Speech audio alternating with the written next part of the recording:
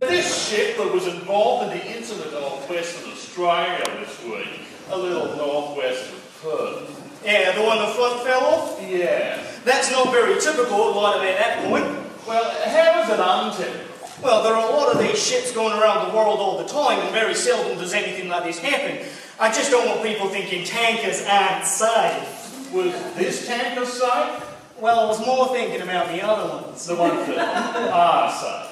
Yeah, the ones the front doesn't fall off. Well, if this tanker wasn't safe, why did it have 80,000 tonnes of crude oil on it? Well, I'm not saying it wasn't safe, it's just perhaps not quite as safe as some of the other ones. Why? Well, some of them are built so the front doesn't fall off at all. Well, wasn't this tanker built so the front wouldn't fall off? Well, obviously not. How do you know? Well, because the front fell off and 20,000 tonnes of crude oil spilled into the sea caught fire. It's a bit of a giveaway. I would just like to make the point that that is not normal. So what sort of standards are these oil tankers built to? Oh, very rigorous maritime engineering standards. So what sort of standards are we talking here? Well, the front's not supposed to fall off for a start. Anything else? There are materials that they've got to be made of. Yeah, what sort of materials? Well, cardboard's out. And anything else? No cardboard derivatives. Like paper? No paper, no string, no sellotape. Rubber? No, rubber's out. They've got to have a steering wheel. Oh, there's a minimum crew requirement. What is the minimum crew? Oh, one, I suppose. So the allegation that these tankers are just designed to carry as much oil as possible and to deal with the consequences, I mean, that's ludicrous. Absolutely ludicrous. These are very, very strong vessels. So what happened in this case? Well, the front fell off in this case by all means, but it's very unusual. But Senator Collins, why did the front fall off? Well, a wave hit it. Wave hit it. A wave hit the ship. Is that unusual? Oh yeah, at sea, chance of a million. So, what do you do to protect the environment in cases like this? Well, the ship was towed outside the environment. Into another environment? No, the ship's been towed outside the environment, it's not in an One environment. to another environment? No, the ship's been towed beyond the environment, it's not in an environment, it's been towed beyond the environment.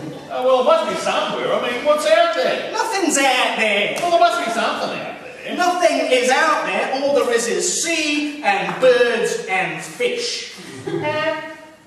And 20,000 tonnes of crude oil. What else? And a fire. And anything else? And the part of the ship the front fell off, but there's nothing else out there. Senator Collins, thanks for joining. The environment's perfectly safe. Sorry, we're out of time. It's a complete what? We're out of time? Yeah. Can you book me a cab? But didn't you arrive in an official car? Yes, I did, but What happened? the front fell off.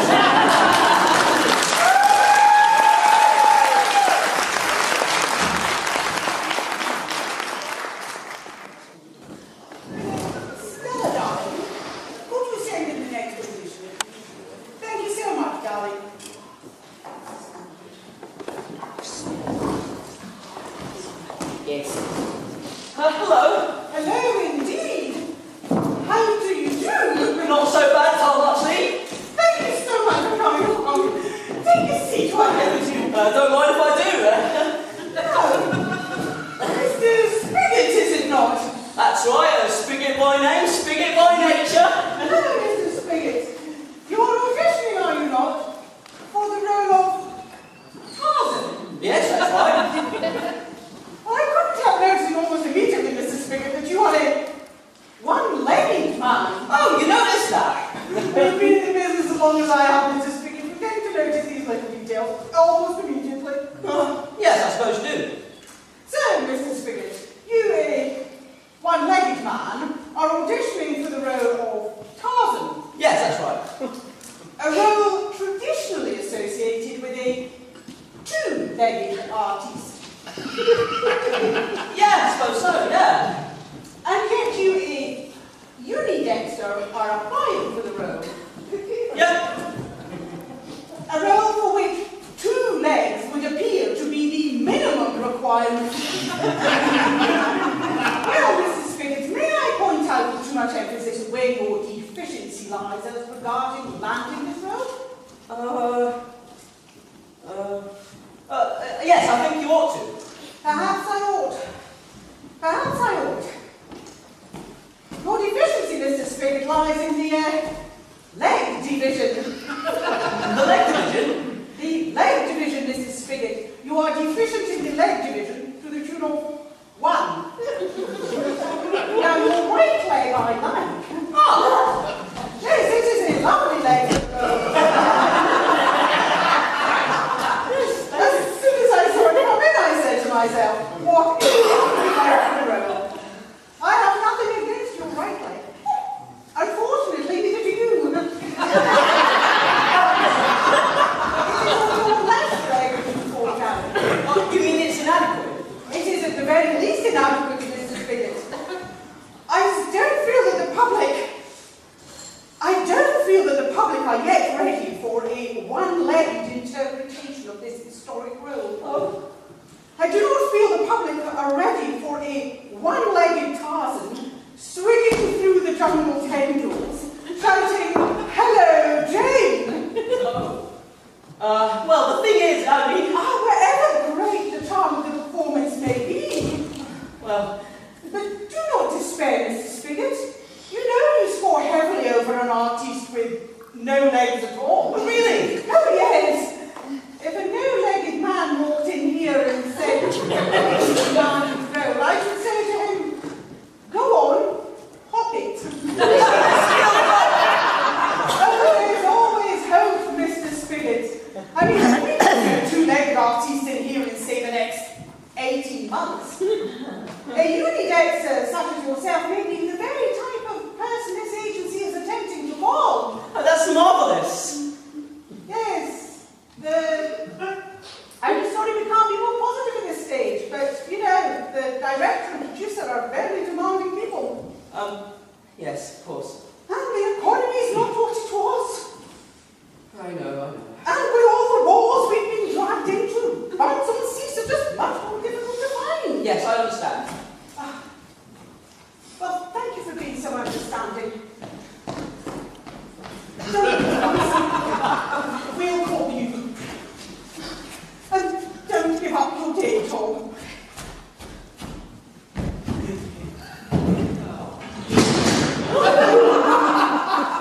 Don't break a leg! Still, I know I've seen it all. Send in the next auditioner, would you please? What's his name? Schwarzenegger? Schwarzenegger? Never heard of him. Send him in anyway.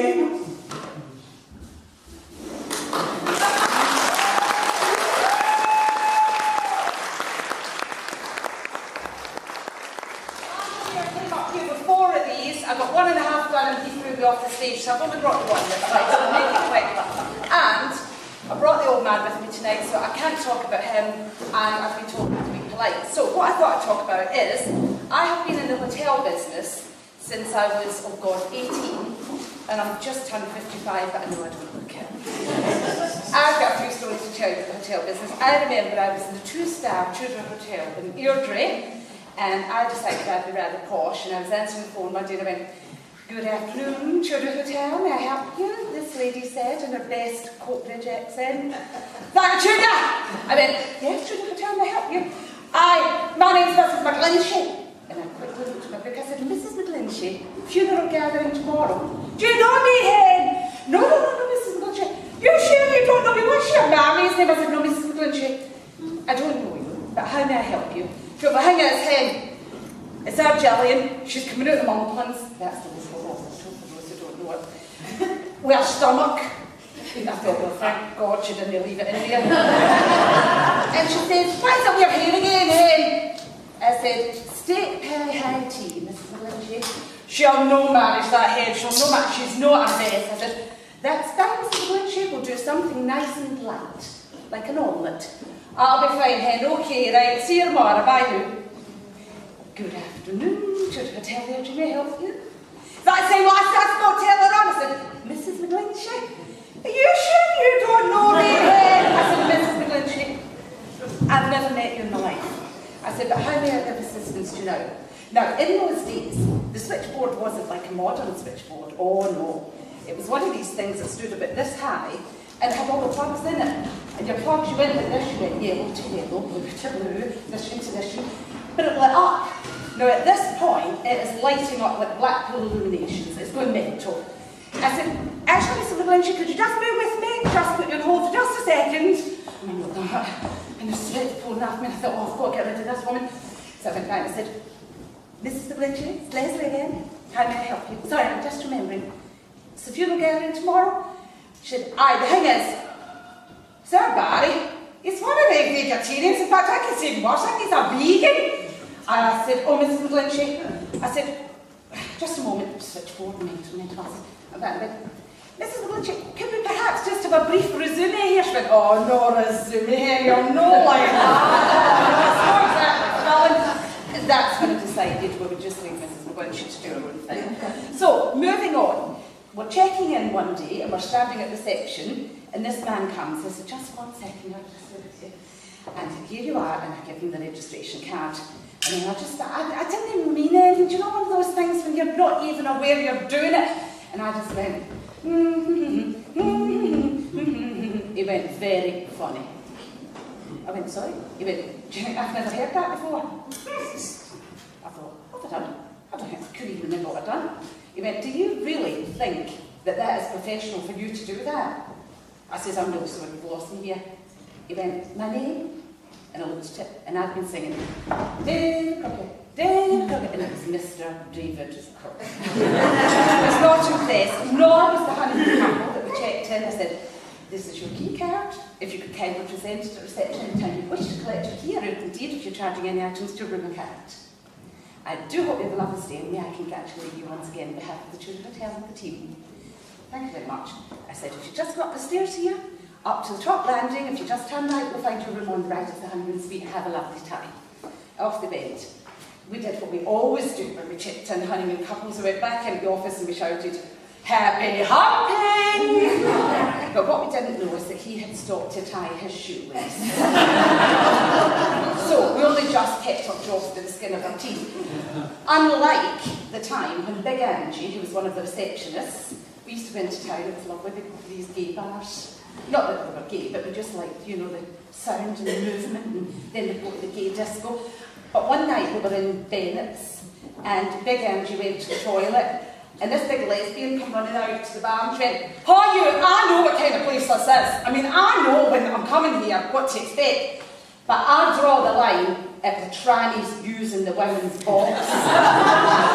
Oh my God, there's a tranny in the ladies' box. I can't wait till Angie comes out, I'm going to tell her. Oh, here she comes. And then the lesbian went, that's him, tell him he's not getting in there, fucking lose again, right? Angie called me and said, Angie, I don't feel well, let's leave. So like, no, sorry, I digress. So anyway, Big Angie was on duty one day, and I came in. Now she was orange before everybody was orange, you know what I mean? I came in one day and she was white, and I said, Angie, what's wrong? You not feel well? She went, I think I'm going to be sacked. I went, why, what have you done? What have you done? You've not been pilfering? No. Yes, what's happened? She says, there was two men come in and they were wearing the overalls, you know, the brown overalls. And they told me they were here to take the TVs away because they'd to get repaired. And she says, so I gave them the key and they went up. She says, and they came down, they were struggling to carry the tellies. So I held the door open. I said, what's wrong with that? It's nice to help the tradesmen. She went, they've nicked all the tellies. No one can hear it back, somebody's gone mental. So that wasn't good, but we got by it, only just. However, I then moved. I went down to London. I wasn't going to stay in a 2-star, 18-bedroom hotel. I went to London, I was going to make my fortune. So one day I was asked to do a show round for this chap. He was looking at the hotel with a view to using it for his foreign property exhibitions. I went out there. Oh my God. you wouldn't see this in Coatbridge. This man had about £4,000 worth of clothes on, from the felt fedora hat, the beautiful cashmere crombie with the velvet collar, the silk tie, and these gorgeous brogues. So I showed him round, and I decided I would be all Edinburgh. And I went, "Have you ever been round this hotel before?" He said, "No, no, no, no." I said, "It's foreign properties?" "Yes, yes, it's foreign properties." I went, "Where are your foreign properties?" And he told me, and I lined off a few names. I went, "Excuse me?" He went, "Sorry?" I went, "I'm a wee bit surprised that you've got foreign properties there." He said, "Where?" I said, "Beirut." He went, "I didn't say Beirut, you silly girl. I said Beirut, not Beirut." You know, scout, the old snipers, you're like, "Oh, keep my lunch in the room, there's another one coming." However, my husband worked at Brixton Police Station, and he came home one day and he said, "Ha! We're having a visitation tomorrow." I said, "Oh, don't tell me, don't tell me. They'll be running round, keeping it, getting everything all clean, new toilet seats. Who is it that's coming?" He said, "David Blunkett." And I said, "Oh, they'll be running round painting this and doing that and tidying that." "No."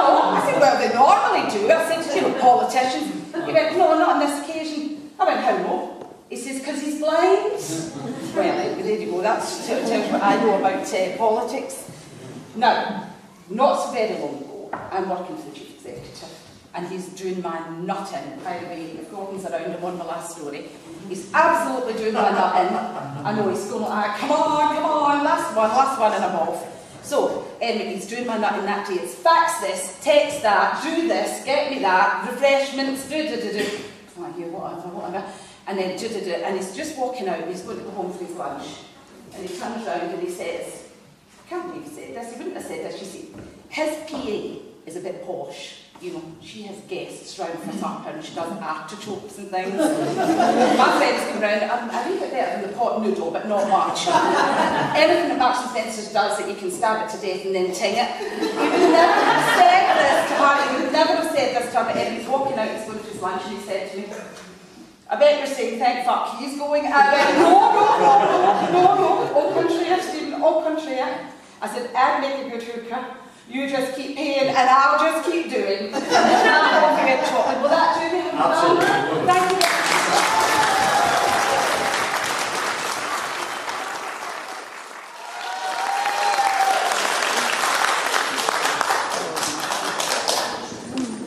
So, good evening everyone, and welcome to the Phobia Workshop.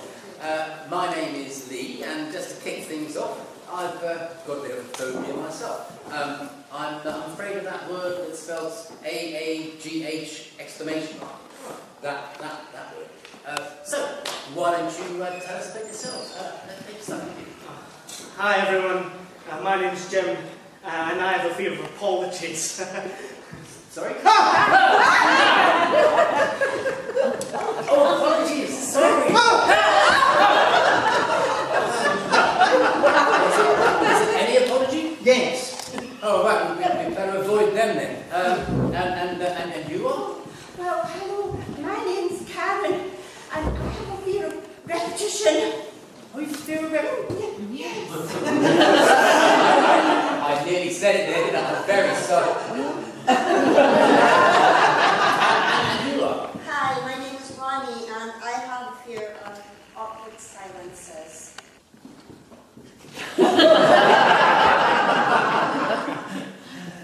How long the silence is needed? That was really close.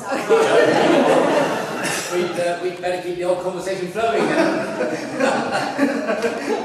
Hello, my name's Tim. I'm sorry I'm late. That's okay. Let me introduce you. This is Karen, and she's afraid of repetition. Oh, I'm sorry.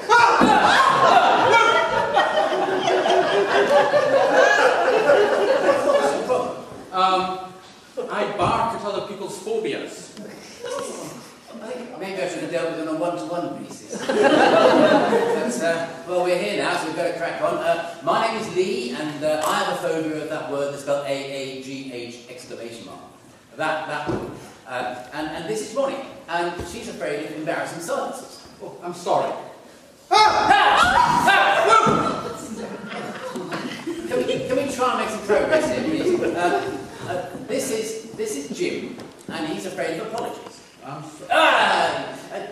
Jim, why don't you tell us how this whole thing started? Well, it first began the first time I tried on my grandmother's stockings and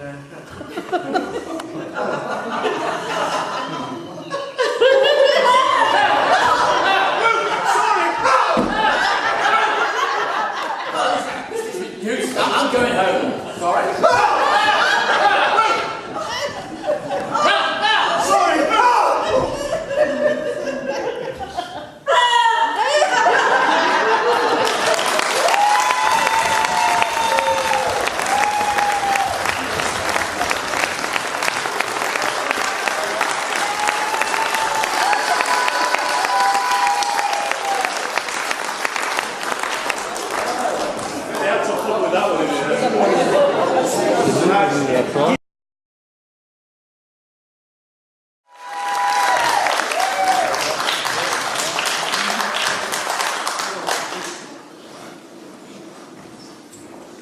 The day I died, I didn't want to eat something that reminded me of body parts. I woke up that morning wanting a lobster bisque.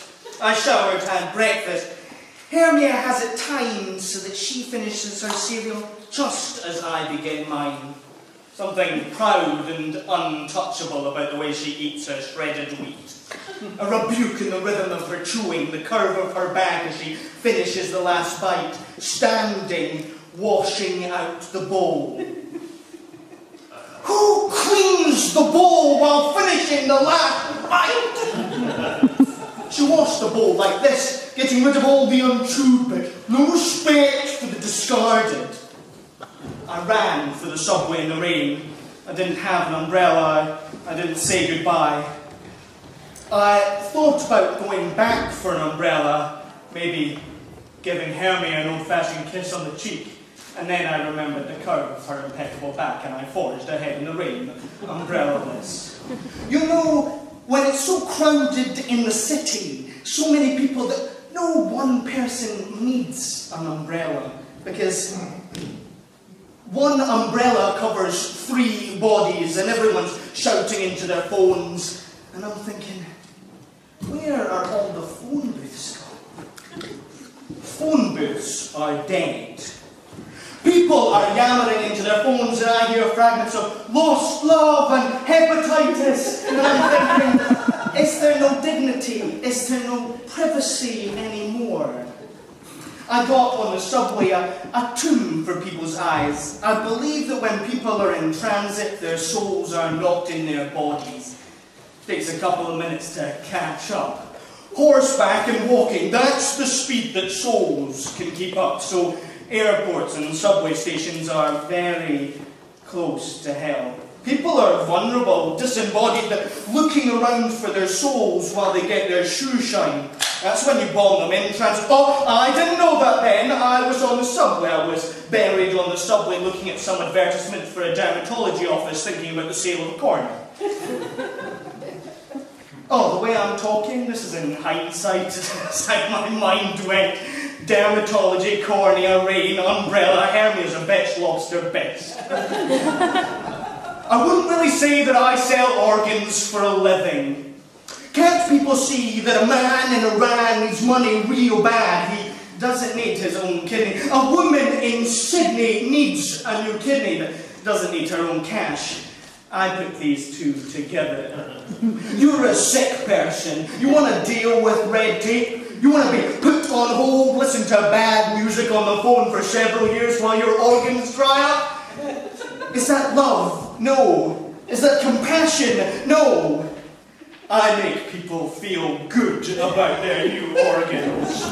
I call it compassionate obfuscation. There are parts enough for everybody. It's just that the right parts are not yet in the right bodies. We need the right man to redistribute. Morality for its own sake, I've never really understood the concept. Morality should be measured by results. How do you make people feel? You make them feel good, then you're a good man. You make them live longer, then great. Is it my job to stop executions in China? I don't have that kind of power. What I can do, however, is make sure that these miserable fucks who die for no good reason have a reason. I'll make sure their organs go to someone who needs them. There was this surgeon I knew who did organ extractions for a while. Highly trained surgeon. Couldn't stand it after a while. Political prisoners, not even dead yet, made him feel sick. Now he's a sushi chef in New Jersey. I showed up at his diner one day. Ate hamachi. Excellent. And I don't dip my sushi in soy sauce. Sushi is for adults. You want to really taste your sushi. Taste it. Don't drown it in soy sauce. It's for children. I enjoyed my food in silence. Thanked him in Chinese, shushi. He looked at me a little startled. People assume he's Japanese. I said to him in Mandarin, Ni wu shi wong, bi she shi da, mi yong, kandigon, bu she wong. Left it at that. Ate my fruit in silence.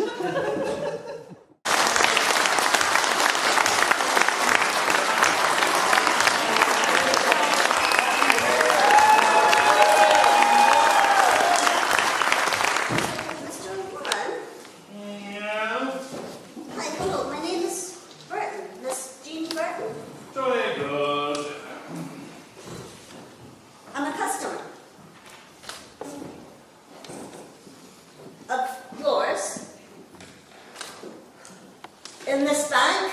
Good.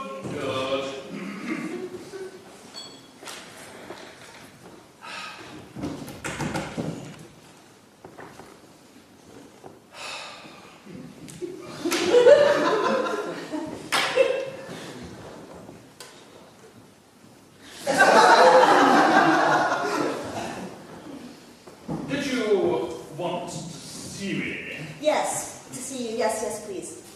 Very well.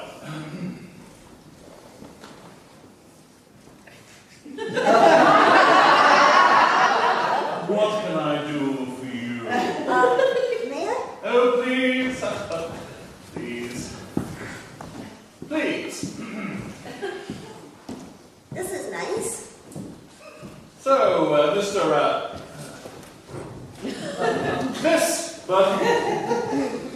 You wanted to see me? Yes. What about? Well, actually, it's about the £5,000 in my bank account. No. What about it? Well, I'd like it back. I'm sorry? I'd like to go back, please. Oh, I'm terribly sorry, but I'm afraid that won't be possible. A good day. What? That won't be possible. Good day. What do you mean it won't be possible? Oh, I do apologize if I wasn't clear, Miss But what I mean to say is that it would be out of the question. What? What? Why not? We don't have it anymore. What? Your money, we don't have it anymore. Well, who has it? Where is it? It's gone. Gone? Gone, vanished, disappeared, used up, gone. A good day. Well, no. What happened to it? We lost. Lost it? Lost the lot. I need my money. Oh, money? Yes. How much were you thinking of? £5,000, actually. Well, we might be able to arrange a loan for you. A loan?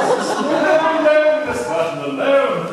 We are a bank after all. I said you lost the money. How can you lend me money when you've lost it? I see you haven't grasped the finer points of banking at all, Miss Button. How can you loan me money that you've lost? Well, you see, because we lost the money, the government gave us more money, so we could lend you some of that. It's really very simple. The government gave you money. Oh, yes.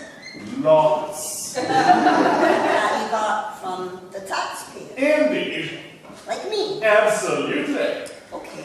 So, because you lost the money, I gave you more money so that you can lend me money to replace my money that you've lost.